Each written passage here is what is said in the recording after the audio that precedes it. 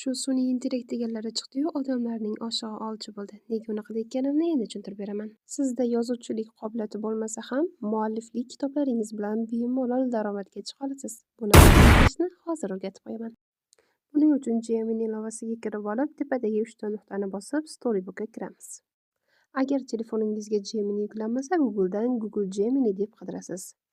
So'ngra Google hisob orqali ro'yxatdan o'tib olamiz.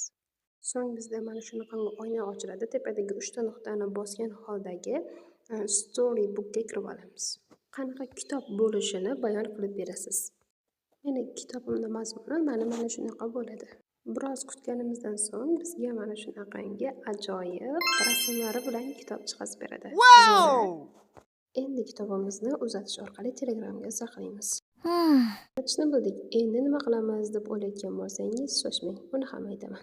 Sun'iy intellekt rivojlangandan keyin Amazonda ishlash rivojlanib ketdi, ayniqsa kitob sohasida. Yangi boshlovchilar oyiga $100, o'rta darajadagilar esa oyiga $500 dan $2,500 professionallar esa $2,500 dan $20,000 bemalol ishlab topa oladi. Chet elda o'zimizga qaraganda kitobga bo'lgan muhabbat anchagina kuchli. Bu Third Books, bu yerda kitoblar $2 dan boshlanadi. Agar sizda Amazonda qanday qilib akkaunt ochish, ishlash, sotish kabi savollar bo'lsa, mana shu videoni tagiga kitob so'zini yozib qoldiring. Shu sun'iy intellekt deganlari chiqdi-yu, odamlarning oshig'i olchi bo'ldi. Nega unaqa deyotganimni endi tushuntirib beraman. Sizda yozuvchilik qobiliyati bo'lmasa ham, mualliflik kitoblaringiz bilan bemalol daromadga chiqa olasiz. Buni qanday qilishni hozir o'rgatib qo'yaman.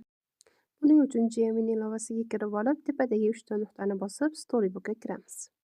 Agar telefoningizga Gemini yuklanmasa, Google'dan Google Gemini deb qidirasiz. So'ngra Google hisob orqali ro'yxatdan o'tib olamiz.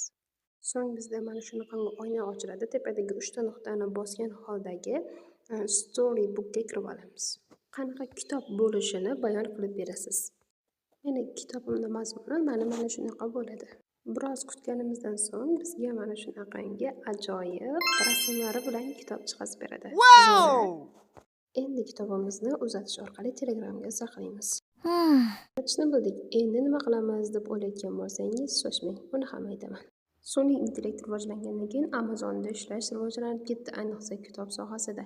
Yangi boshlovchilar oyiga $100, o'rta darajadagilar esa oyiga $500 dan $2,500 professionallar esa $2,500 dan $20,000 bemalol ishlab topa oladi. Chet elda o'zimizga qaraganda kitobga bo'lgan muhabbat anchagina kuchli. Bu Third Books, bu yerda kitoblar $2 dan boshlanadi. Agar sizda Amazonda qanday qilib akkaunt